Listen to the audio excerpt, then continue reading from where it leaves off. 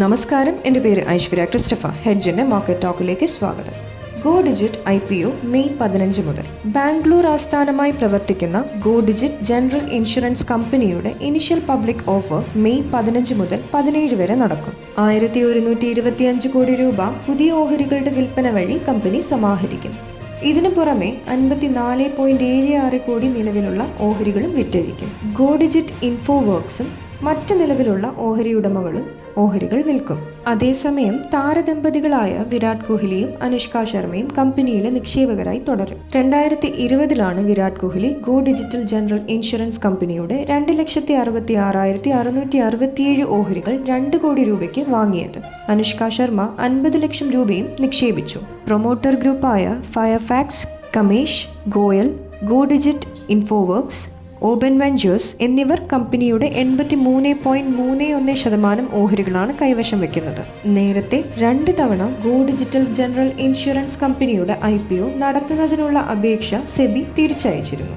ഓഹരികൾ അനുവദിച്ചതിലുള്ള അവ്യക്തതയാണ് കാരണം. കഴിഞ്ഞ വർഷം മാർച്ചിൽ വീണ്ടും നൽകിയ അപേക്ഷയാണ് ഈ വർഷം മാർച്ചിൽ സെബി അനുവദിച്ചത്. IPO വഴി സമാഹരിക്കുന്ന തുക കമ്പനി മൂലധന അടിത്തറ ശക്തിപ്പെടുത്തുന്നതിന് വിനിയോഗിക്കും. കഴിഞ്ഞ സാമ്പത്തിക വർഷം ആദ്യത്തെ 9 മാസം കമ്പനിയുടെ ലാഭം 129 കോടി രൂപയാണ്. മുൻ വർഷം സമാന കാലയളവിൽ ഇത് 10 കോടി രൂപയായിരുന്നു. നിഫ്റ്റി 22,000 പോയിന്റിന് താഴെ. ഓഹരി വിപണി ശക്തമായ വിൽപ്പനാ സമ്മർദ്ദത്തിന് വിധേയമായി. നിഫ്റ്റി 22,000 പോയിന്റിന് താഴെയായാണ് ഇന്ന് ക്ലോസ് ചെയ്തത്. സെൻസെക്സ് 1062 പോയിന്റ് ഇടിഞ്ഞ് 72,404-ലും നിഫ്റ്റി 335 പോയിന്റ് നഷ്ടത്തോടെ 21,967-ലുമാണ് ക്ലോസ് ചെയ്തത്.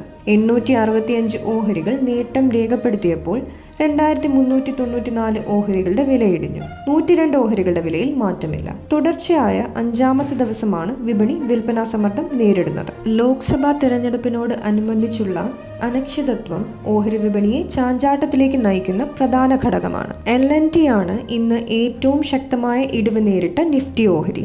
ഈ ഓഹരി 5.5% നഷ്ടം രേഖപ്പെടുത്തി. BPCL, Asian paints, call India എന്നീ ഓഹരികൾ 4%-ലേറെയും ഇടിവിന് വിധേയമായി. Hero Motors, Tata Motors, Mahendra and Mahendra, SBI, Bajaj auto എന്നിവയാണ് ഇന്ന് ഏറ്റവും ഉയർന്ന നേട്ടം രേഖപ്പെടുത്തിയ നിഫ്റ്റി ഓഹരികൾ. Nifty oil and gas, metal, FMCG സൂചികകൾ 2% വീതം ഇടിവാണ് നേരിട്ടത്. അതേസമയം വിപണിയിലെ ഇടിവിനിടയിലും ഓട്ടോ, PSU ബാങ്ക് സൂചികകൾ 1% വീതം ഉയർന്നു.